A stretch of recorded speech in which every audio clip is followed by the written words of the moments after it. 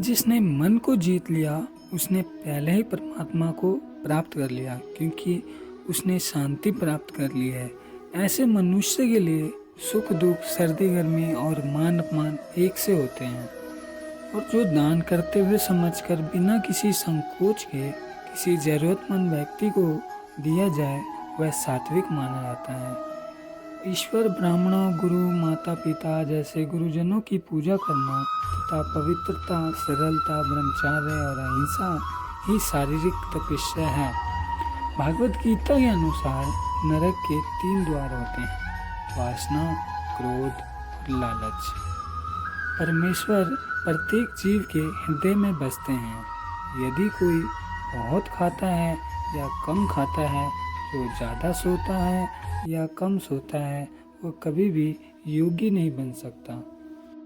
जो मुझे सब जगह देखता है और सब कुछ मुझ में देखता है, उसके लिए ना तो मैं कभी अदृश्य होता हूँ और ना वह मेरे लिए अदृश्य होते हैं। मैं हर जीव के हृदय में परमात्मा स्वरूप स्थित हूँ।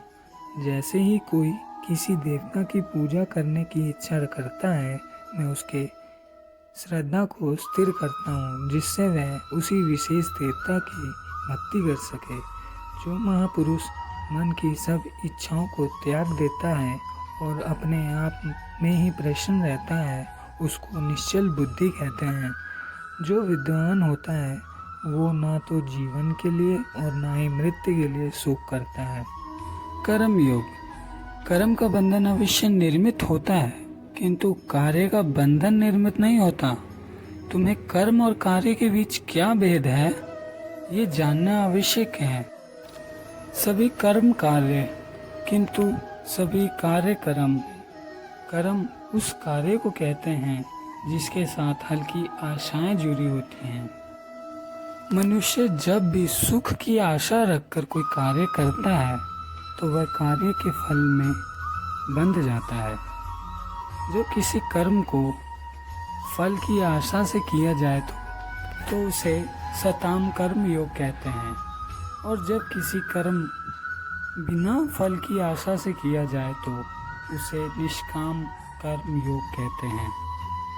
इसी कारण से उसे बार बार जन्म लेना पड़ जाता है। वास्तव में मनुष्य को कोई कर्म नहीं बांधता, कर्म से जुड़ी आशाएं उसे बांधती है। यदि किसी कार्य में तुम्हें विजय होने की आशा है, तो पराजित होने पर भी तुम्हें भीषण दुख होगा, और वह दुख तुमसे कोई अन्य कार्य करवाएगा। यदि तुम उस कार्य में विजय हो गए तो तुम्हारा अहंकार बढ़ जाएगा, और वह अहंकार तुम्हें और बड़े कार्य करने के लिए प्रेरित करेगा, गलत कार्य करने के लिए प्रेरित करेगा, और उस कार्य का बंधन तुम्हें बांध कर रखेगा। थोड़ा गहराई से सोचिए। यदि किसी कार्य में सफलता का ना मोह हो और ना असफलता का भय हो, तो कार्य के अंत में तुम्हें दुख प्राप्त होगा या सुख प्राप्त होगा।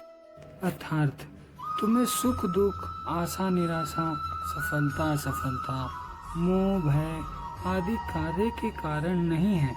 कार्य के साथ तुमने जो आशाएं बांध रखी हैं, उसके कारण है। जो सुख दुख को सम्मान मानकर लाभ हानि के विचार किए बिना तुम कार्य करते रहोगे, तो तुम पाप की भागी नहीं बनोगे। तो इसी को कर्म योग कहते हैं।